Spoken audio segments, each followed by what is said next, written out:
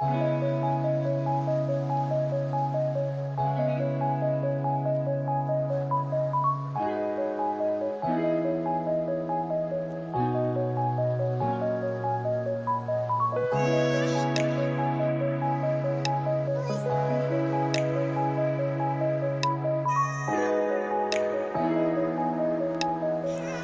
ನಮಸ್ಕಾರ, ಹೇಗಿದ್ದೀರಾ?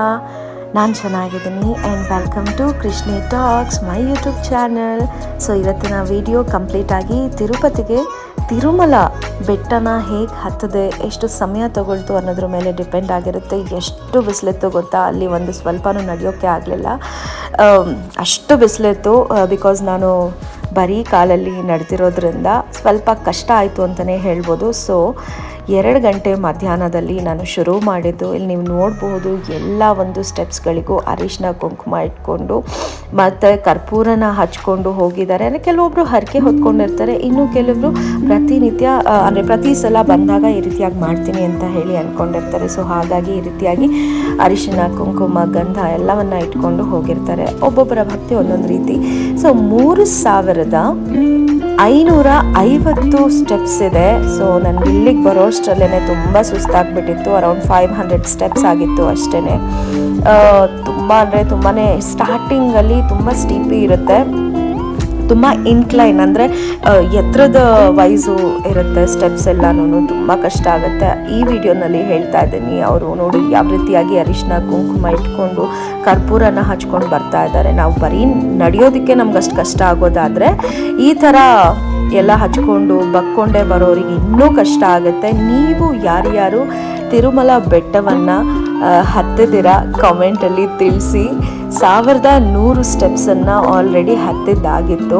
ನಿಜವಾಗ್ಲೂ ಸಖತ್ತು ಸುಸ್ತಾಗ್ತಾ ಇತ್ತು, ಸಖತ್ತು ಬಿಸಿಲಿತ್ತು. ಆ್ಯಂಡ್ ಅಲ್ಲಲ್ಲೇ ಪಿಟ್ ಸ್ಟಾಪ್ಸ್ ಥರ ಒಂದಷ್ಟು ಶಾಪ್ಸ್ ಕೂಡ ಇತ್ತು, ಬಟ್ ತುಂಬ ಕಷ್ಟ ಅಲ್ಲಿ.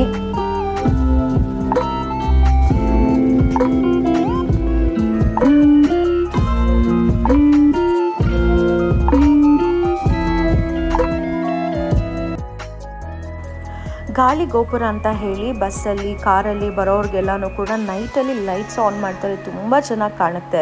ಅಲ್ಲಿ ಒಂದು ಆಂಜನೇಯ ದೇವಸ್ಥಾನ ಇದೆ. ಈ ರೀತಿಯಾಗಿ ನಾನು ಒಂದು ದಾರನೂ ಕೂಡ ಕಟ್ಟಿಸ್ಕೊಂಡೆ.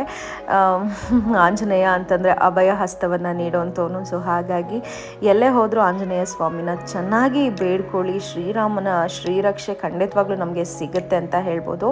ಆ್ಯಂಡ್ ಈ ಜಾಗದಲ್ಲಿ ಎಷ್ಟೆಲ್ಲ ಹೋಟೆಲ್ಸ್ ಇದೆ, but food quality is zero ಅಂತ ಹೇಳ್ಬೋದು. ನಾನಂತೂ ಏನೂ ತೊಗೊಳ್ಳಿಲ್ಲ, ನೀರು ಒಂದು ಬಿಟ್ಟು. ನೀರು ಕೂಡ ಎಷ್ಟು ಕಾಸ್ಟ್ಲಿ ಅಂತ ಹೇಳಿ, ನಿಜವಾಗ್ಲೂ ರೀಫಿಲ್ಲಿಂಗೇ 30 ರೂಪೀಸ್ ಇದೆ ಅಲ್ಲೆಲ್ಲನೂ. ಗಾಜಿನ bottle 60 rupees per litre, 1 litre ಕೂಡ ಇರೋದಿಲ್ಲ. ಅದನ್ನೇ ಎಕ್ಸ್ಪ್ಲೇನ್ ಮಾಡ್ತಾ ಇದ್ದೀನಿ. ನಾನು ಬೆಟ್ಟ ಹತ್ತೋಕ್ಕೆ ಶುರು ಮಾಡಿದಾಗ್ಲಿಂದನೂ ಮುಗಿಯೋವರೆಗೂ ಕೂಡ ವೆಂಕಟೇಶ್ವರ ಸ್ವಾಮಿ ಹಾಡುಗಳು ಬರ್ತಾನೆ ಇತ್ತು.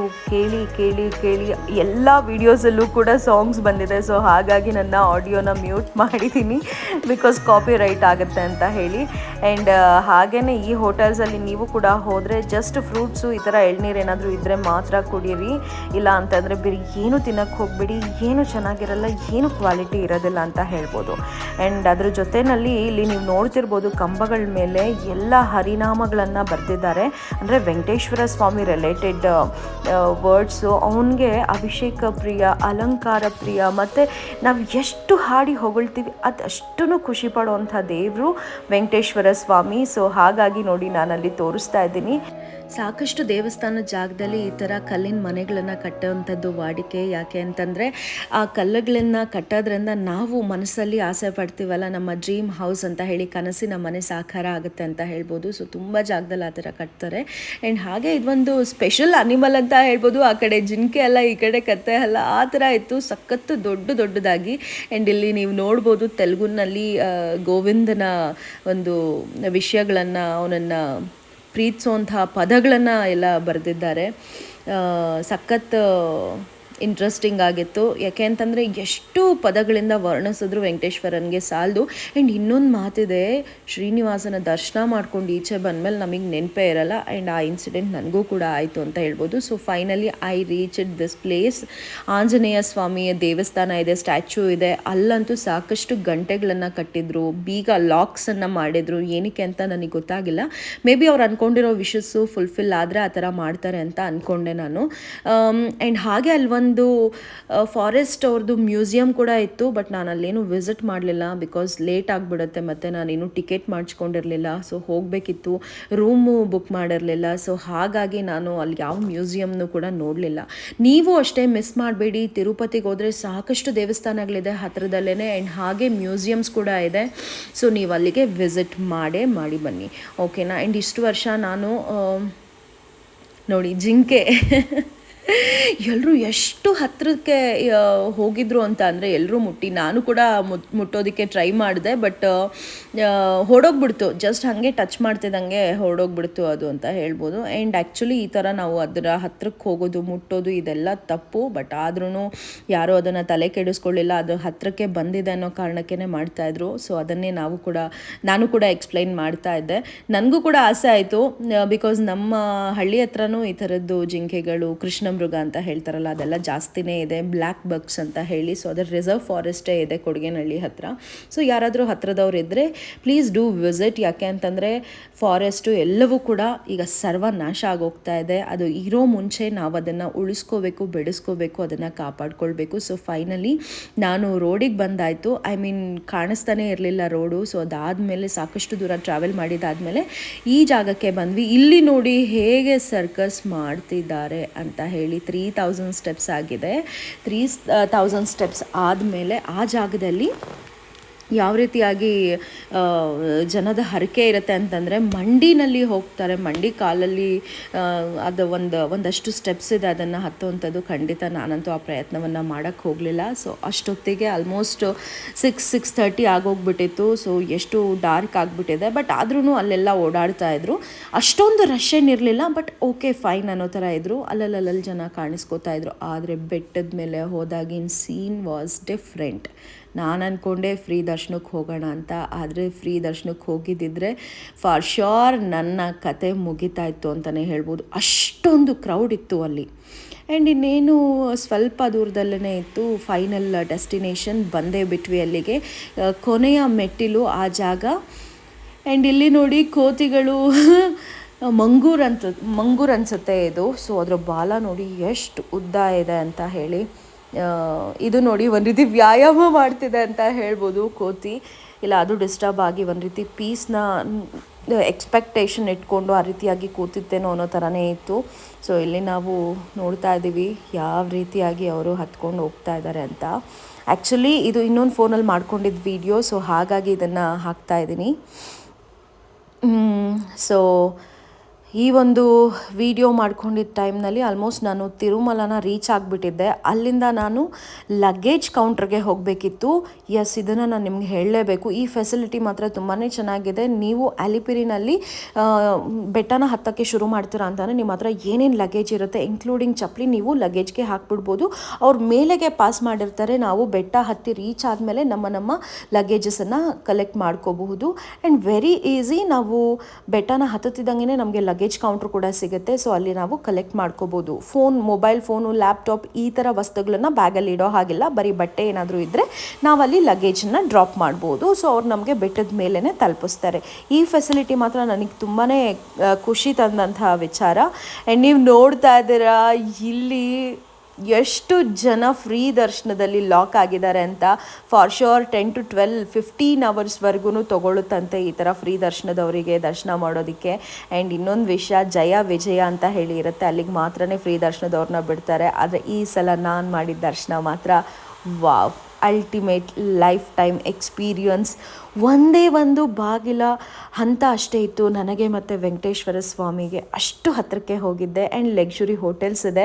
ಸೊ ನೆಕ್ಸ್ಟ್ ಡೇ ಮಾರ್ನಿಂಗ್ ಇದು ₹10,500 ದರ್ಶನ ಮಾಡಬೇಕು ಅಂತಂದರೆ ನೀವು 1 ಡೇ ಸ್ಪೆಂಡ್ ಮಾಡಲೇಬೇಕು. HVDC ಅಂತ ಹೇಳಿ ಅಲಾಟ್ ಮಾಡಿದರು ನನಗೆ ಅಲ್ಲಿ ರೂಮು. 3 ಜನ ಸ್ಟೇ ಆಗ್ಬೋದಾಗಿತ್ತು. ಆ್ಯಂಡ್ ಇನ್ನೊಂದು ವಿಷಯ ತಿಳ್ಕೊಳ್ಳಿ, ಯಾರಾದರೂ ಸಿಂಗಲ್ ಹುಡುಗ ಅಥವಾ ಹುಡುಗಿ ಹೋದರೆ ಖಂಡಿತವಾಗ್ಲೂ ಅಲ್ಲಿ ನಿಮಗೆ ರೂಮ್ಸ್ ಅವೈಲಬಿಲಿಟಿ ಇರೋದಿಲ್ಲ. ಆನ್ ರಿಕ್ವೆಸ್ಟ್ ನಾನು ಗೊತ್ತಲ್ಲ ಪರಿಚಯದವರಿಂದ ಹೇಳಿಸಿ ಅಲ್ಲಿ TTDಲಿ ವರ್ಕ್ ಮಾಡೋ ಎಂಪ್ಲಾಯಿ ಅವರ ID ತೊಗೊಂಡು ಸೊ ನಾನು ರೂಮ್ನ ಅಲಾಟ್ ಮಾಡಿಕೊಂಡೆ. ಸ್ವಲ್ಪ ಸರ್ಕಸ್ ಮಾಡಲೇಬೇಕಾಯಿತು. ಸೊ ನೆಕ್ಸ್ಟ್ ಡೇ ಮಾರ್ನಿಂಗ್ ಎದ್ದು ಬೆಳಗ್ಗೆ ಒಂದು 6:30ಗೆ ಎದ್ದು ಫ್ರೆಶನ್ ಅಪ್ ಆಗಿ ಬೇಗ ಹೊರಡೋಣ ಅಂತ ಹೇಳಿ 10:15ಗೆ ನನ್ನ ದರ್ಶನ ಇದ್ದಿದ್ದು. ಆದರೆ ಬೇಗ ಹೋಗೋಣ ಅಂತ ಹೇಳಿ ನಾನಂತೂ ಹೊರಟೆ. ನನ್ನ ಆಡಿಯೋ ಎಲ್ಲ ಒರಿಜಿನಲ್ ಆಡಿಯೋ ಎಲ್ಲ ಮ್ಯೂಟ್ ಮಾಡಿದ್ದೀನಿ. ಯಾಕೆ ಅಂದರೆ ಎಲ್ಲ ಆ ಕಡೆ ವೆಂಕಟೇಶ್ವರ ಸ್ವಾಮಿ ಸಾಂಗ್ಸ್ ಬರ್ತಾ ಇರುತ್ತೆ. ಸೊ ಅದು ಕಾಪಿರೈಟ್ ಆಗಬಾರ್ದು. ಸೊ ಹಾಗಾಗಿ ಎಲ್ಲ ಆಡಿಯೋನ ಮ್ಯೂಟ್ ಮಾಡಿದ್ದೀನಿ. ಆ್ಯಂಡ್ ಈಗ ರೂಮಿಂದ ಹೊರಟು ನಾನು ಒಂದು ಹಾರ್ಲಿಕ್ಸ್ ಬೂಸ್ಟ್ ಅನಿಸುತ್ತೆ ಬೂಸ್ಟ್ ಕುಡಿದು ಹೊರಡೋಣ ಅಂತ ಅಂದ್ಕೊಂಡು ಹೊರಟೆ. ಇದು Padmavati guest house enquiry centre ಅಂತ ಹೇಳಿ ಈ ಥರದ್ದು ಎಲ್ಲ ಕಡೆ ಇರುತ್ತೆ. ತುಂಬ ನೀಟ್ ಆ್ಯಂಡ್ ಕ್ಲೀನಾಗಿ ಮೇಂಟೈನ್ ಮಾಡಿದ್ದಾರೆ. ಕ್ಲೀನಿಂಗ್ ಅಂತೂ ಎಲ್ಲ ಕಡೆ ನಡೀತಾನೆ ಇರುತ್ತೆ ತಿರುಮಲದಲ್ಲಿ, ನೀವು ನೋಡ್ಬೋದು. ಆ್ಯಂಡ್ ಅಲ್ಲಿಗೆ ಹೋದರೆ ಬೇರೆಯೇ ಪ್ರಪಂಚ ಅಂತ ಅನಿಸುತ್ತೆ ನನಗೆ. Because I felt like foreign, ನಾನು ಎಲ್ಲೋ ಅಲ್ಲಿದ್ದೀನಿ ಅನ್ನೋ ರೇಂಜಿಗೆ ನನಗೆ ಒಂದು ರೀತಿನಲ್ಲಾಯಿತು. ಆ್ಯಂಡ್ ಎಲ್ಲ ಕಡೆ ಸೈನ್ ಬೋರ್ಡ್ಸ್ ಇರುತ್ತೆ, ಬಟ್ ಅಲ್ಲಲ್ಲೇ ಓಡಾಡ್ತಾ ಇರ್ತೀವಿ, ಆದರೂ ಕೂಡ ಗೊತ್ತಾಗಲ್ಲ. ನೀವು ಎಷ್ಟೇ ಸಲ ತಿರುಮಲಕ್ಕೆ ಹೋಗಿ ತುಂಬ ಕಷ್ಟ ಆಗುತ್ತೆ. ಆ್ಯಂಡ್ ಎಲ್ರಿಗೂ ತುಂಬ ಜನರಿಗೆ, ಎಲ್ರಿಗೂ ಅಂತ ಹೇಳಲ್ಲ, ಗೊತ್ತಿರೋರಿಗೆ ಸ್ವಲ್ಪ ನಾಲೆಡ್ಜ್ ಇರುತ್ತೆ. ಆ್ಯಂಡ್ ಹಾಗೆಯೇ ಫ್ರೀ ಬಸ್ಸಸ್ನ ಬಿಟ್ಟಿದ್ದಾರೆ. ಸೊ ಅಲ್ಲಿಗೆ ಆ ಪಾಯಿಂಟ್ಗೆ ನಾನು ಹೋಗಬೇಕು ಅಂತ ಹೇಳಿ ತೋರಿಸ್ತಾ ಇದ್ದೀನಿ. ಫ್ರೀ ಬಸ್ಸಸ್ಸು ಒಳ್ಳೆ ಫೆಸಿಲಿಟಿ ಅಂತ ಹೇಳ್ಬೋದು. ಆದರೆ ಅಲ್ಲಿ ಇರೋ ಡ್ರೈವರು ಕಂಡಕ್ಟ್ರು ಯಾವಾಗ ಹೊರಡ್ತಾರೆ, ಎಲ್ಲಿ ಸ್ಟಾಪ್ ಕೊಡ್ತಾರೆ ಅಲ್ಲೇ ನಾವು ಹೇಳ್ಕೋಬೇಕು, ಆ ಥರ ಇದೆ. ಪರ್ಟಿಕ್ಯುಲರ್ ಸ್ಟಾಪ್ಸ್ ಅಂತ ಇದೆ, ಅಲ್ಲಿ ಹೋಗಬೇಕು, ಇಳ್ಕೋಬೇಕು, ಎಲ್ಲ ನಡೆಯುತ್ತೆ. ಆದರೆ ಅವ್ರಿಗೇನಾದರೂ ಇನ್ನೂ ಜನ ಬರಬೇಕು, ಜನ ತುಂಬಬೇಕು, ಅಥವಾ ಕಂಡಕ್ಟ್ರ್ ಒಂದ್ಸಲ ಎಲ್ಲೋ ಇಳ್ದೋಗ್ತಾನೆ, ಅವ್ನು ಬರೋವರೆಗೂ ವೆಯ್ಟ್ ಮಾಡ್ಕೊಂಡಿರಬೇಕು. We can not raise our voice. ನಾವು ಎತ್ತಿ ನಡಿಯಪ್ಪ ಹೋಗಪ್ಪ ಅಂತ ಹೇಳೋ ಹಾಗೆ ಇಲ್ಲ, ಯಾಕೆಂದರೆ ಬಿಟ್ಟಿಯೇ ಬಸ್ಸಲ್ಲಿ ಹೋಗ್ತಾ ಇರೋದಲ್ವ. ಸೊ ಆ ಥರ ನೋಡಿ, ಈ ಅಜ್ಜಿ ತಾತ ಹಿಂದೆ ಬರ್ತಾ ಇದ್ದಾರಲ್ಲ, ಸೊ ಅವರು ಕೂಡ ದೇವಸ್ಥಾನದ ಹತ್ತಿರಕ್ಕೆ ಹೋಗಬೇಕು ಅಂತ ಹೇಳಿ ಹೊರಟು ಬಂದಂಥವ್ರು. ಆಮೇಲೆ ಅವರು ಕ್ಯಾಬ್ ಮಾಡ್ಕೊಂಡು ಹೊರಟೋದ್ರು. I was went in the bus. ನೋಡಿ, ಈ ಥರ ಫ್ರೀ ಬಸ್ ಸ್ಟಾಪ್ ಅಂತ ಹೇಳಿ ಎಲ್ಲ ಆ ಕಡೆ ಸೈನ್ ಬೋರ್ಡ್ಸ್ ಹಾಕಿರ್ತಾರೆ. ಎಲ್ಲ ಕಡೆ ನಿಲ್ಲಿಸಲ್ಲ, ಬಟ್ ಆ ಥರ ಬೋರ್ಡ್ ಹಾಕಿರೋ ಜಾಗದಲ್ಲಿ ನಿಲ್ಲಿಸ್ತಾರೆ. ಇಲ್ಲಿ ಕ್ಲೀನಿಂಗ್ ಬಗ್ಗೆ ಹೇಳ್ತಾ ಇದ್ದೀನಿ, ತುಂಬ ನೀಟ್ ಆ್ಯಂಡ್ ಕ್ಲೀನಾಗಿರುತ್ತೆ. ಈವೊಂದು ಟಾಯ್ಲೆಟ್ಸ್ ಕೂಡ ರೋಡಲ್ಲಿ ಕೂಡ ಎಷ್ಟು ಮರಗಳಿದೆ, ಅದರಿಂದ ಎಷ್ಟು ಎಲೆಗಳು ಉದುರುತ್ತೆ, ಎಷ್ಟು ಜನ ಓಡಾಡ್ತಾರೆ, ಯಾರ್ಯಾರು ಎಷ್ಟು ಏನು ಕಸವನ್ನು ಹಾಕ್ತಾ ಇರ್ತಾರೆ, ಪ್ರತಿಯೊಂದು ಕಸವನ್ನು ಕೂಡ ಅವ್ರು ಕ್ಲೀನ್ ಮಾಡ್ತಾರೆ. ಆ್ಯಂಡ್ ಈಗ ಫ್ರೀ ಬಸ್ ಬಂತು, ಶ್ರೀವಾರಿ ರಥ ಅಂತ ಹೇಳಿ. ಆ್ಯಂಡ್ ಎಲ್ಲ ಕಡೆ ಪಾರ್ಕ್ಸ್ ಇದೆ, ತುಂಬ ಚೆನ್ನಾಗಿತ್ತು ಅಂತಲೇ ಹೇಳ್ಬೋದು. ಇವಾಗ ಹತ್ತಿದ ಬಸ್ಸಲ್ಲಿ ಅಷ್ಟೇನು ರಶ್ ಇರಲಿಲ್ಲ, ಬಟ್ ಬೇರೆ ಟೈಮಲ್ಲಿ ಹತ್ತಿದ ಬಸ್ಸಲ್ಲಂತೂ ನಿಂತ್ಕೊಳ್ಳೋಕ್ಕೆ ಉಸಿರಾಡೋಕ್ಕೆ ಜಾಗ ಇರಲಿಲ್ಲ. ಸೊ ಅಷ್ಟು ರಶ್ ಆಗಿತ್ತು. ಯಾಕೆಂದರೆ ಫ್ರೀ ಬಸ್ ಅಂದರೆ ಸುಮ್ಮನೆನಾ, ಇಲ್ಲಿ ನೋಡಿ ಎಷ್ಟು ಜನ ಸೇರ್ಕೊಂಡಿದ್ದಾರೆ ಅಂತ. ನಾನು ಹೋಗಿದ್ದು ಸಂಡೇ, ಆ್ಯಂಡ್ ಇದು ಮಂಡೇ ಮಾರ್ನಿಂಗ್ ತೆಗೆದಿರೋಂಥ ವೀಡಿಯೋಸು. ತಿರುಪತಿಗೆ ಹೋದರೆ ತುಂಬಾ ಒಂದು ರೀತಿ ಮನಃಶಾಂತಿ ಅಂತ ಅನಿಸುತ್ತೆ. ಸೊ ಹಾಗಾಗಿ ನಾನು ಹೋಗಿದ್ದ ಪರ್ಪಸ್ಸು ಬೇರೆ, ಯಾಕೆಂದರೆ ನಂಗೆ ಮಾನಸಿಕವಾಗಿ ಒಂದು ರೀತಿ ಶಾಂತಿ ಬೇಕು ಅಂತ ಹೇಳಿ ಅದನ್ನು ಹುಡುಕೊಂಡು ಹೊರಟಿದ್ದೆ ನಾನು. ಆವಾಗ ನನಗೆ ಹೋಗ್ಬೇಕನ್ಸಿದ ಜಾಗನೇ ಈ ಒಂದು ತಿರುಪತಿ. ಇಲ್ಲೇನು ಹೇಳ್ತಿದ್ದೀನಿ ಅಂದರೆ, ತರಿಗೊಂಡ ವೆಂಗಮಾಂಬ ಅನ್ನಪ್ರಸಾದಂ ಅಂತ ಹೇಳಿ ಬ್ರೇಕ್ಫಾಸ್ಟ್ಗೆ ಹೋಗೋಣ ಅಂತ ಅಂದ್ಕೊಂಡೆ. ಬಟ್ 8:15 ಏನೋ ಆಗಿತ್ತು, ಅಥವಾ 8 o'clock ಆಗಿತ್ತು ಅನಿಸುತ್ತೆ. ಸೊ ಹಾಗಾಗಿ ಅಲ್ಲಿ 8:30ಗೆ ಬ್ರೇಕ್ಫಾಸ್ಟು ಸ್ಟಾರ್ಟ್ ಆಗುತ್ತೆ ಅಂತ ಹೇಳಿ ಬೋರ್ಡಲ್ಲಿ ನೋಡಿ ನಾನು ಮತ್ತೆ ಹೊರಡೋಣ ಅಂತ ಹೇಳಿ ಹೊರಟೆ. ಫ್ರೀ ಬಸ್ ಬರಲೇ ಇಲ್ಲ. ಮತ್ತೆ ಮೂಡ್ ಚೇಂಜ್ ಮಾಡ್ಕೊಂಡಿಲ್ಲ, ಬ್ರೇಕ್ಫಾಸ್ಟ್ ಮಾಡಿಕೊಂಡೇ ಹೋಗೋಣ ಅಂತ ಬಂದೆ. ಇನ್ನೂ ಲೇಟ್ ಆಗುತ್ತೆ. ಅಷ್ಟರಲ್ಲಿ ಭೂವರಾಹ ಸ್ವಾಮಿ ಟೆಂಪಲ್ನ ಎಕ್ಸ್ಪ್ಲೋರ್ ಮಾಡ್ಕೊಂಡು ಬರೋಣ ಅಂತ ಹೇಳಿ ನಾನು ಹೊರಟ್ಬಿಟ್ಟೆ. ಇಲ್ಲಿ ನಾನು ನಿಮಗೆ ತೋರಿಸ್ತಾ ಇದ್ದೀನಿ ಅನ್ನಪ್ರಸಾದ ಸೆಂಟರ್ ಮತ್ತು ಅಲ್ಲಿನ ಟೈಮಿಂಗ್ಸನ್ನು. ಸೊ ನಾನು ಮಧ್ಯಾಹ್ನ ಊಟ ಮಾಡೋಕ್ಕಾಗಲಿಲ್ಲ, ಯಾಕೆ ಅಂದರೆ ಬ್ರೇಕ್ಫಾಸ್ಟ್ ಮಾಡಿದೆ. ಪೊಂಗಲ್ ಏನೋ ಕೊಟ್ಟಿದ್ರು, ನವಣೆ ಪೊಂಗಲ್ ಅನಿಸುತ್ತೆ, ಅದಕ್ಕೆ ಚಟ್ನಿ ಕೊಟ್ಟಿದ್ರು, ವಿಚ್ ಈಸ್ ವೆರಿ ನೈಸ್, ತುಂಬ ಚೆನ್ನಾಗಿತ್ತು. ಆ್ಯಂಡ್ ಅದಾದಮೇಲೆ ದರ್ಶನಕ್ಕೆ ಅಂತ ಹೋದಾಗ ಒಂದು 11-11:30 ಹಾಗೆ ಪೊಂಗಲನ್ನು ಕೊಟ್ಟರು, ನಾರ್ಮಲ್ ರೈಸ್ ಪೊಂಗಲ್ ಕೊಟ್ಟರು, ಅದನ್ನು ತಿಂದ್ಕೊಂಡಿದ್ದೆ. ಸೊ ಹಾಗಾಗಿ ನಾನು ಮಧ್ಯಾಹ್ನ ಊಟ ಮಾಡೋದಕ್ಕೆ ಹೋಗಲಿಲ್ಲ. ಸೊ ನೋಡಿ, ಬ್ರೇಕ್ಫಾಸ್ಟ್ ಮಾಡೋಣ ಅಂತ ಹೋದೆ, ಮತ್ತು ಲೇಟ್ ಇದೆ ಅಂತ ಹೇಳಿ ವಾಪಸ್ ಬಂದೆ. ಸೊ ಅಲ್ಲಿ ಎಷ್ಟೊಂದು ಶಾಪ್ಸ್ ಇದೆ ಅಂತ ಅಂದರೆ ನಿಮಗೆ ಯಾವ್ದು ತೊಗೋಬೇಕು ಯಾವ್ದು ಬಿಡಬೇಕು ಅಂತಲೇ ಗೊತ್ತಾಗಲ್ಲ, ಅಷ್ಟು ಜನ ಓಡಾಡ್ತಾ ಇರ್ತಾರೆ. ಆ್ಯಂಡ್ ಈ ಜೀಪ್ ಬಗ್ಗೆ ನಾನು ಇವಾಗ ಹೇಳ್ತಾ ಇದ್ದೀನಿ, ನೀವು ಸ್ವಲ್ಪ ಹುಷಾರಾಗಿರಬೇಕು. ಯಾಕೆಂದರೆ ಆ ಜೀಪ್ಗಳೆಲ್ಲ ಮೈ ಮೇಲೇ ಬರೋ ಥರ ಬಂದುಬಿಡ್ತಾರೆ.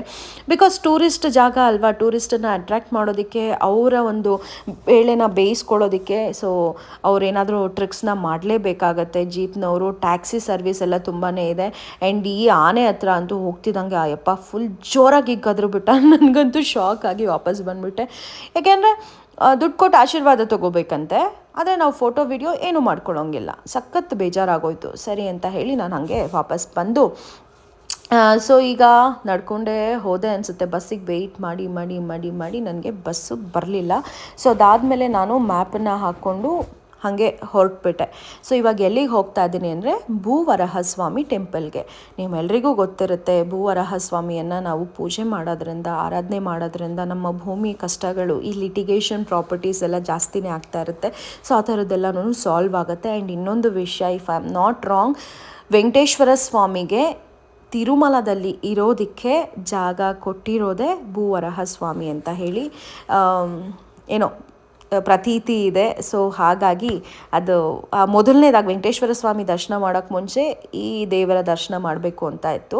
ಸೊ ಸ್ಕೈ ಎಲ್ಲ ಎಷ್ಟು ಕ್ಲೀನಾಗಿ ಕಾಣಿಸ್ತಾ ಇತ್ತು, ನೀವೇ ನೋಡಿ. ಇಟ್ ವಾಸ್ ರಿಯಲಿ ಅಮೇಝಿಂಗ್ ಅಂತ ಹೇಳ್ಬೋದು. ಆ್ಯಂಡ್ ಕಲ್ಯಾಣೋತ್ಸವದ ಸಮಯದಲ್ಲಿ ಆ ಜಾಗ ಎಲ್ಲ ಫುಲ್ಲಾಗಿರುತ್ತೆ. ಆ್ಯಂಡ್ ಬಿಸಿಲು ಎಷ್ಟಿತ್ತು ಅಂತ ಅಂದರೆ ಇನ್ನೂ 8 o'clock ಅಷ್ಟರಲ್ಲೇ ಇಷ್ಟು ಬಿಸಿಲಿತ್ತು. ಗೊತ್ತಿಲ್ಲ ನೆಕ್ಸ್ಟು 12 ಗಂಟೆ ಮೇಲೆ 1 ಗಂಟೆ ಮೇಲೆ ಎಲ್ಲ ಎಷ್ಟು ಬಿಸಿಲಾಗುತ್ತೆ ಅಂತ. ಅದನ್ನು ಹೇಳಲೇಬೇಕು. ದರ್ಶನ ಮುಗಿಯೋಷ್ಟರಲ್ಲಿ 1 ಗಂಟೆ ಆಯಿತು ನಾನು ಈಚೆ ಬರೋಷ್ಟರಲ್ಲಿ. ಆಮೇಲೆ ನನಗೆ ಫ್ರೀ ಬಸ್ಸಲ್ಲೆಲ್ಲ ಹೋಗೋಷ್ಟು ಪೇಷನ್ಸೇ ಇಲ್ದಲೆ 150 rupees ಕೊಟ್ಟು ನಾನು ಆರಾಮಾಗಿ ಟ್ಯಾಕ್ಸಿನಲ್ಲೇ ಹೊರಟ್ಬಿಟ್ಟೆ. ಆ್ಯಂಡ್ ಇಲ್ಲಿ ದೊಡ್ಡ ದೊಡ್ಡ ರಂಗೋಲಿಗಳನ್ನು ಎಷ್ಟು ಚೆನ್ನಾಗಿ ಬಿಡಿಸಿದ್ದಾರೆ ನೋಡಿ, ಅದನ್ನೇ ನಾನು ಹೇಳ್ತಾ ಇದ್ದೆ. ನಮಗೆ ಒಂದು ಚಿಕ್ಕ ರಂಗೋಲಿ ಹಾಕೋಕ್ಕೇ ಕಷ್ಟ ಆಗುತ್ತೆ, ಇಷ್ಟು ದೊಡ್ಡ ರಂಗೋಲಿನ ಅವ್ರು ಹೇಗೆ ಬಿಡಿಸಿರ್ಬೋದು ಅಲ್ಲ, ಅದನ್ನು ಹೇಗೆ ಮೆಷರ್ ಮಾಡಿರ್ಬೋದು ಅಲ್ಲ. ಸೊ ಆ್ಯಂಡ್ ಹಾಗೆಯೇ ಅಲ್ಲಿ ಎಷ್ಟೊಂದು ಜನ ಪುಷ್ಕರಣಿನಲ್ಲಿ ಸ್ನಾನ ಮಾಡಿ ಬಟ್ಟೆಗಳನ್ನೆಲ್ಲ ಒಣಗಿಸ್ಕೊತಾ ಇದ್ರು. ನಾನು ಅಂದ್ಕೊಂಡಿದ್ದೆ ಆ ಪುಷ್ಕರಣಿನಲ್ಲಿ ಸ್ನಾನ ಮಾಡೋದಕ್ಕೆ ಎಲ್ಲನೂ ಆಲ್ರೆಡಿ ಬ್ಯಾನ್ ಮಾಡಿಬಿಟ್ಟಿದ್ದಾರೆ ಅಂತ. ಇದು ಭೂವರಹಸ್ವಾಮಿಯ ಒಂದು ಕಳಶ ನಾನು ನಿಮಗೆ ತೋರಿಸಿದ್ದು. ಇಲ್ಲಿ ನೀವು ಅದನ್ನೇ ನಾನು ನಿಮ್ಗೆ ಹೇಳ್ತಾ ಇದ್ದೆ ಅಲ್ವಾ, ಪುಷ್ಕರಣಿನಲ್ಲಿ ಸ್ನಾನ ಮಾಡಿ ಅಲ್ಲೇ ಬಟ್ಟೆಗಳನ್ನು ಒಣಗಿಸ್ಕೊಂಡು ಕೆಲವರೆಲ್ಲ ಅಲ್ಲೇ ಮಲಗ್ತಾರೆ. ಆ್ಯಂಡ್ ನೀವು ವೇರ್ ಎವರ್ ಯು ಗೋ, ಎಲ್ಲಿಗಾದರೂ ಹೋಗಿ ನಿಮಗೆ ಅಷ್ಟೇ ನೀಟ್ ಆ್ಯಂಡ್ ಕ್ಲೀನಾಗಿರೋಂಥ ಟಾಯ್ಲೆಟ್ ಫೆಸಿಲಿಟಿ ಕೂಡ ಮಾಡ್ತಾರೆ. This is the entry. ಇದು ಭೂವರಹಸ್ವಾಮಿ ದೇವಸ್ಥಾನಕ್ಕೆ ಹೋಗುವಂಥ ಎಂಟ್ರಿ. ಆ್ಯಂಡ್ ಅಲ್ಲಿ ನೋಡಿ ಎಲೆಕ್ಟ್ರಿಸಿಟಿ ಜನ್ರೇಟ್ ಮಾಡೋದಕ್ಕೆ ಯಾವ ರೀತಿಯಾಗಿ ಮಾಡಿದ್ದಾರೆ ಅಂತ. ಇದು ವೆಂಕಟೇಶ್ವರ ಸ್ವಾಮಿ ನಾಮ ಹಾಕಿಸ್ಕೊಂಡಂಥ ಕತೆ. ನಮ್ಮಲ್ಲಿ ಹೇಳ್ತಾರಲ್ಲ 2 ವೈಟು 1 ರೆಡ್ಡು ಅಂತ ಹೇಳಿ. ಸೊ ಅದನ್ನು ಹಾಕಿಸ್ಕೊಂಡು ಆ ಹುಡುಗಿ ಹತ್ರ ಒಂದು ಸ್ವಲ್ಪ ಮಾತಾಡಿದೆ. ಇದಂತೂ ಸಖತ್ತು ದೊಡ್ಡದಾಗಿ ಹಾಕ್ಬಿಟ್ಟಿದ್ರು. ಸೊ ಅದಕ್ಕೆ ನನಗೆ ಇಷ್ಟ ಆಗಲಿಲ್ಲ, ಮತ್ತೆ ಚಿಕ್ಕದಾಗಿ ಹಾಕಿಸ್ಕೊಂಡೆ.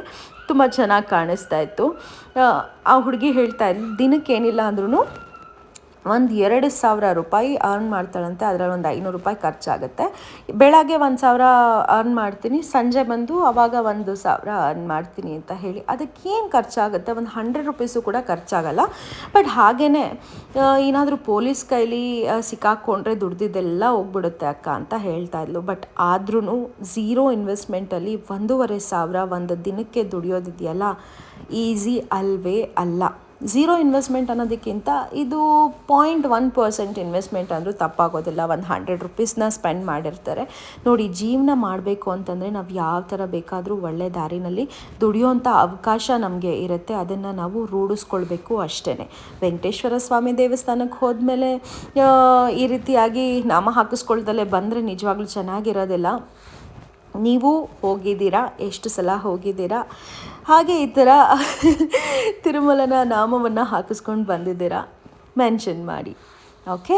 ಆ್ಯಂಡ್ ಈಗ ಇಲ್ಲಿ ಜನನ ನೋಡ್ತಾ ಇದ್ರೇ ಖುಷಿ ಆಗುತ್ತೆ. ಎಷ್ಟೊಂದು ವಿಧವಾದ ಜನ ಬಂದಿರ್ತಾರೆ. ಮೇನ್ ಟೆಂಪಲ್ ಹತ್ರನೇ ಇದ್ದೀವಿ, ಅಲ್ಲಿ ಆಂಜನೇಯ ದೇವಸ್ಥಾನ ಇದೆ ಹೋಗಿ ಅಂತ ಹೇಳಿದ್ರು. ನಿಜವಾಗ್ಲೂ ಹೇಳ್ತೀನಿ, ನನಗೆ ಬುದ್ಧಿ ಬಂದಾಗಿಂದ ಓನ್ಲಿ ತಿರುಪತಿ ವೆಂಕಟೇಶ್ವರ ಸ್ವಾಮಿ ದರ್ಶನ ಮಾಡ್ಕೊಂಡು ಬಂದಿರೋದು. ಆ್ಯಂಡ್ ಇಲ್ಲಿ ನಾನು ಏನು ತೋರಿಸ್ತಾ ಇದ್ದೀನಿ ಅಂದರೆ ಹೊಸದಾಗಿ ಮದುವೆ ಆಗಿರೋ ಜೋಡಿ ತೋರಿಸ್ತಾ ಇದ್ದೀನಿ ನೋಡಿ. ಅವರ ಸೆರಗು ಮತ್ತು ಅವರ ಶಲ್ಯಕ್ಕೆ ನಾಟ್ ಹಾಕಿರೋದು ಇನ್ನೂ ಹಾಗೆ ಇದೆ.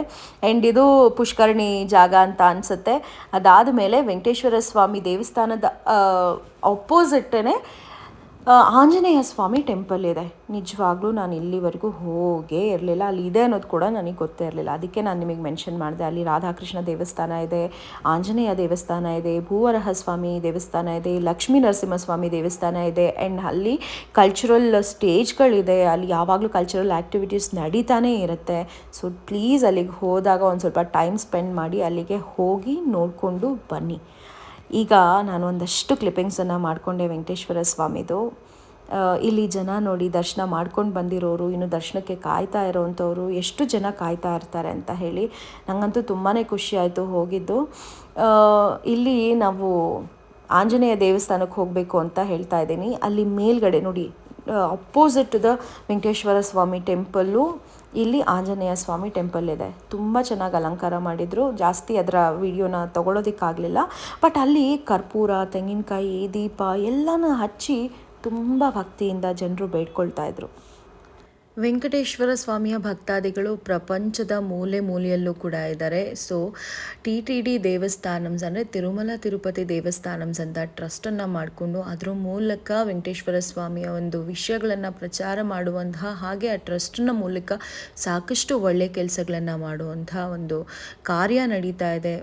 ತುಂಬಾ ಒಳ್ಳೆಯ ಕೆಲಸಗಳನ್ನು ಮಾಡ್ತಾ ಇದ್ದಾರೆ ಅಂತಲೇ ಹೇಳ್ಬೋದು. ಆ್ಯಂಡ್ ಈ ವಾತಾವರಣಕ್ಕೆ ನಾನು ಒಬ್ಬಳೇ ಹೋದಂತಹ ಸಂದರ್ಭ ಎಷ್ಟು ಪ್ರಶಾಂತವಾಗಿತ್ತು. ಆ ಗಾಳಿ, ಬೆಳಕು, ಆ ವಾತಾವರಣ.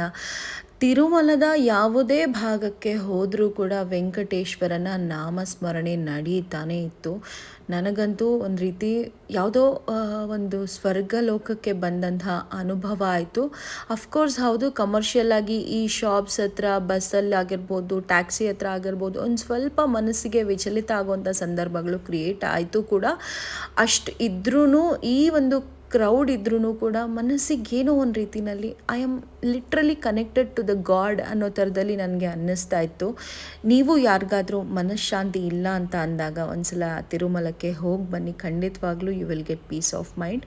ಹಾಗೆ ತರಿಕೊಂಡ ವೇಂಗಮಾಂಬ ಅನ್ನಪ್ರಸಾದಂ ಕೇಂದ್ರದಲ್ಲಿ ಬ್ರೇಕ್ಫಾಸ್ಟ್ ಮಾಡಿದೆ ನಾನು. ಸೊ ಅದರದ್ದೇ ಒಂದು ಹಾಲ್ನ ವೀಡಿಯೋಸ್ ಇಲ್ಲಿ ನೀವು ನೋಡ್ತಾ ಇದ್ದೀರಾ. ತುಂಬ ದೊಡ್ಡದಿದೆ, ತುಂಬ ಜನ ಇದ್ದಾರೆ, ತುಂಬ ಭಕ್ತಾದಿಗಳು ಅಲ್ಲಿ ಪ್ರತಿನಿತ್ಯ ಅನ್ನದಾಸೋಹದಲ್ಲಿ ಭಾಗವಹಿಸ್ತಾ ಇರ್ತಾರೆ. ಇದಕ್ಕೆ ನಿಜವಾಗ್ಲೂ ಒಂದು ರೀತಿಯಲ್ಲಿ ಭ್ರಮಾಲೋಕದಲ್ಲೇ ಇದ್ದೀವ ನಾವು, ರಿಯಾಲಿಟಿನಲ್ಲಿ ಇದ್ದೀವ ಅಂತಲೇ ಗೊತ್ತಾಗೋದಿಲ್ಲ. ಯಾಕೆಂದರೆ serving food for thousands together ಜನರಿಗೆ ಎವ್ರಿ ಡೇ, ಅದು 3 ಮೀಲ್ಸು ಕೂಡ ಖಂಡಿತವಾಗ್ಲೂ ಸಾಮಾನ್ಯವಾದ ಸುದ್ದಿ ಅಲ್ವೇ ಅಲ್ಲ. ಅದು ಬಹಳ ದೊಡ್ಡ ವಿಷಯ ಅಂತಲೇ ಹೇಳ್ಬೋದು. ನೋಡಿ, ಇಲ್ಲಿ ನವಣೆ ಪೊಂಗಲ್ ಹಾಕಿದ್ದಾರೆ, ಅದಕ್ಕೆ ಚಟ್ನಿನ ಹಾಕಿದ್ರು. ಚಟ್ನಿ ಇಲ್ಲ ಅಂದರೆ ತಿನ್ನೋಕ್ಕಾಗ್ತಾ ಇರಲಿಲ್ಲ. ಬಟ್ ಪ್ರಸಾದ ನೀವು ಎಲ್ಲೇ ತಿಂದರೂ ಅದು ನಿಜವಾಗ್ಲೂ ಅದು ಒಂದು ರೀತಿಯಲ್ಲಿ ಆ ಟೇಸ್ಟೇ ಬೇರೆ ಥರ ಅಂತ ಹೇಳ್ಬೋದು. ಇನ್ನು ಈಚೆ ಬಂದಮೇಲೆ ಈ ಥರ ವಾತಾವರಣ. ಹಾಗೆ ಇವರೆಲ್ಲನೂ ಫ್ರೀ ದರ್ಶನಕ್ಕೆ ಕ್ಯೂ ನಿಂತಿರೋರು. 300 ರುಪೀಸ್ ದರ್ಶನ ಅನಿಸುತ್ತೆ. ಸೊ ನಂದು 500 ರುಪೀಸ್, 10,500 ರುಪೀಸ್ ಕೊಟ್ಟಿದ್ದು ನಾನು. 10,000 ಡೊನೇಷನ್ಗೆ 500 ರುಪೀಸ್ ಟಿಕೆಟ್ ತೊಗೊಂಡು ಹೋಗಿದ್ದು. ನಿಮಗೆ ಇನ್ನೂ ಸಾಕಷ್ಟು ಸೇವೆಗಳು ಕೂಡ ಸಿಗುತ್ತೆ. TTD ದೇವಸ್ಥಾನಮ್ಸ್ ಅವ್ರದ್ದು ವೆಬ್ಸೈಟ್ ಕೂಡ ಇರುತ್ತೆ. ಸೊ ಅಲ್ಲಿ ಹೋಗಿ ನೀವು ಚೆಕ್ ಮಾಡ್ಕೊಳ್ಬಹುದು. ಅಥವಾ ಎವ್ರಿ ಸ್ಟೇಟು, ಕರ್ನಾಟಕ ಗೌರ್ಮೆಂಟು ಕೂಡ ಅಲ್ಲಿ ನಿಮಗೆ ಟೂರ್ ಪ್ಯಾಕೇಜಸನ್ನು ಮಾಡುತ್ತೆ. ನೀವು ಆರಾಮಾಗಿ ಇಷ್ಟು ಪ್ಯಾಕೇಜ್ ಅಂತ ಇರುತ್ತೆ, ಅಮೌಂಟನ್ನು ಪೇ ಮಾಡಿದ್ರೆ ಅವರು ಬ್ಯಾಂಗ್ಳೂರ್ ಟು ತಿರುಮಲ ನಿಮ್ಮನ್ನು ಪಿಕಪ್ ಆ್ಯಂಡ್ ಡ್ರಾಪ್ ಮಾಡ್ತಾರೆ. ಹೋಟೆಲ್ ಫ್ರೆಶ್ನಪ್ ಆಗೋದಕ್ಕೆ ಹೋಟೆಲ್ ಫೆಸಿಲಿಟಿ ಇರುತ್ತೆ. ಬ್ರೇಕ್ಫಾಸ್ಟು, ಲಂಚು, ಡಿನ್ನರ್ ಎಲ್ಲ ಕೊಡ್ತಾರೆ. ಆ್ಯಂಡ್ ಹಾಗೆ ದರ್ಶನದ ವ್ಯವಸ್ಥೆಯನ್ನು ಕೂಡ ಮಾಡಿಕೊಡ್ತಾರೆ. ಅದು ನಮ್ಮ ಕರ್ನಾಟಕ ಇದು ಟೂರಿಸಮ್ ಡಿಪಾರ್ಟ್ಮೆಂಟಿಂದ, KSRTC ಈ ಥರದ್ದೆಲ್ಲ ಕಡೆಯಿಂದ ನಡೀತಾ ಇರುತ್ತೆ. ಬಟ್ ನಾನು ಯಾವತ್ತೂ ಹೋಗಿಲ್ಲ, ಇಂಡಿವಿಜುವಲ್ ಆಗೇ ಹೋಗಿರೋದು, ಇಲ್ಲ ಫ್ಯಾಮಿಲಿ ಜೊತೆಲಿ ಹೋಗಿರೋದು. ನಿಮ್ಗೆ ಯಾರಿಗಾದ್ರೂ ಇಂಟ್ರೆಸ್ಟ್ ಇದ್ದರೆ ಅದನ್ನು ಚೆಕ್ಔಟ್ ಮಾಡಿ. ಆ್ಯಂಡ್ ಹಾಗೆಯೇ ನನಗೆ ಆಲ್ಮೋಸ್ಟ್ 2.5 ಅವರ್ಸ್ ದರ್ಶನಕ್ಕೆ ಆಯಿತು. ಬಟ್ ತುಂಬ ಒಳ್ಳೆಯ ದರ್ಶನ ಸಿಕ್ತು ನನಗೆ, ಬಹಳ ಸಂತೋಷ ಆಯಿತು. ಕ್ಯೂನಲ್ಲಿ ಕೂಡ ಮೊಬೈಲ್ ಅಲೋ ಇತ್ತು. ಸೊ ಇದಕ್ಕೆ ಮುಂಚೆ ಹೋಗುವಾಗಂತೂ ತುಂಬ ದೂರದಲ್ಲೇ, ಅಂದರೆ ಎಂಟ್ರಿ ಆಗೋಕ್ಕೆ ಮುಂಚೆನೇ ನಾವು ಮೊಬೈಲ್ಸ್ ಎಲ್ಲ ರೂಮಲ್ಲೇ ಬಿಟ್ಟು ಬರ್ತಾ ಇದ್ವಿ, ಇಲ್ಲ ಅಂತಲೇ ಲಾಕರಿಗೆ ಕೊಟ್ಬಿಡ್ಬೇಕಿತ್ತು. ಈಗ ಕ್ಯೂನಲ್ಲಿ ಅರ್ಧ ದಾರಿ ರೀಚ್ ಆದಮೇಲೂ ಕೂಡ ನಮಗೆ ಮೊಬೈಲ್ ತೊಗೊಂಡು ಹೋಗುವಂಥ ಫೆಸಿಲಿಟಿ ಇದೆ. ಮತ್ತು ಅಲ್ಲಿಂದ ಪಿಕಪ್ ಮಾಡಿಕೊಂಡು ಮತ್ತು ಎಕ್ಸಿಟಲ್ಲಿ ದರ್ಶನ ಎಲ್ಲ ಮುಗಿಸ್ಕೊಂಡು ಬಂದಾದಮೇಲೆ ಒಂದು ಸೆಂಟರ್ ಇರುತ್ತೆ, ನಾವಲ್ಲಿ ಮೊಬೈಲ್ ಡ್ರಾಪ್ ಮಾಡಿರ್ತಾರೆ, ಅಲ್ಲಿಂದ ನಾವು ರಿಸೀವ್ ಮಾಡಬಹುದು. ಸ್ಲಿಪ್ಪನ್ನೆಲ್ಲ ಕೊಟ್ಟಿರ್ತಾರೆ ನಿಮಗೆ. ನೀವು ನಿಮ್ಮ ನಂಬರ್ನ ಹೇಳಿದ್ರೆ ಅವ್ರು ನಿಮಗೆ ಮೊಬೈಲ್ ಫೋನ್ನ ವಾಪಸ್ ಕೊಡ್ತಾರೆ. ಸೊ ಇದಾಗಿತ್ತು ನನ್ನ ತಿರುಮಲ ತಿರುಪತಿಗೆ ಹೋದಂತಹ, ದೇವರ ದರ್ಶನವನ್ನು ಮಾಡಿದಂತಹ ಒಂದು ಬ್ಯೂಟಿಫುಲ್ ಎಕ್ಸ್ಪೀರಿಯನ್ಸು. ನೀವು ನೀವು ಯಾರಾದರೂ ಹೋಗೋರಿದ್ರೆ ಖಂಡಿತವಾಗ್ಲೂ ಹೋಗಿ ಬನ್ನಿ, ಒಂದು ಒಳ್ಳೆ ವೈಬ್ ನಿಮಗೆ ಸಿಗುತ್ತೆ. ಆ್ಯಂಡ್ ಹಾಗೆ ಕೃಷ್ಣೇ ಟಾಕ್ಸ್ ಚಾನಲನ್ನು ಸಬ್ಸ್ಕ್ರೈಬ್ ಮಾಡ್ಕೊಳ್ಳೋದನ್ನು ಮರಿಬೇಡಿ. ಡೆಫಿನೆಟ್ಲಿ ಇನ್ನು ಮುಂದಿನ ದಿನಗಳಲ್ಲಿ ನನ್ನ ವಿಡಿಯೋಸ್ ನಿಮಗೆಲ್ರಿಗೂ ಬರ್ತಾನೆ ಇರುತ್ತೆ. ಸೊ ನೀವೆಲ್ಲರೂ ಕೂಡ ಎಂಜಾಯ್ ಮಾಡ್ಬೋದು ಆ್ಯಂಡ್ ನಿಮ್ಮ ಒಪಿನಿಯನ್ಸನ್ನು ಶೇರ್ ಮಾಡಬಹುದು. ನೆಕ್ಸ್ಟ್ ವಿಡಿಯೋ ನಾನು ಯಾವ ಟಾಪಿಕ್ ಮೇಲೆ ಮಾಡಬೇಕು ಅನ್ನೋದನ್ನು ನೀವು ನನಗೆ ತಿಳಿಸಿದ್ರೆ ಖಂಡಿತವಾಗ್ಲೂ ನಾನು ಆ ಒಂದು ವಿಡಿಯೋನ ಮಾಡೋದಕ್ಕೆ ಪ್ರಯತ್ನ ಪಡ್ತೀನಿ. ಸೊ ಈ ಒಂದು ಬ್ಯೂಟಿಫುಲ್ ವಿಡಿಯೋಸ್ಗೆ ನಿಮ್ಮ ಲೈಕ್ಸ್ ಎಷ್ಟು ಬರುತ್ತೆ ಅಂತ ನೋಡೋಣ. ಇನ್ನು ಹೊಸದಾಗಿ ಶುರು ಮಾಡಿರೋದ್ರಿಂದ ಸ್ವಲ್ಪ ಕಷ್ಟ ಆಗ್ತಾ ಇದೆ ನನಗೂ ಕೂಡ. ಆದರೂ ನಿಮ್ಮೆಲ್ಲರ ಸಪೋರ್ಟ್ ಇದ್ದರೆ ಖಂಡಿತವಾಗ್ಲೂ ನಾನು ಇದೇ ರೀತಿಯಾಗಿ ಒಳ್ಳೆ ವೀಡಿಯೋಸನ್ನು ಮಾಡ್ಕೊಂಡು ಹೋಗ್ತೀನಿ. Thank you so much for watching. Take care. Bye.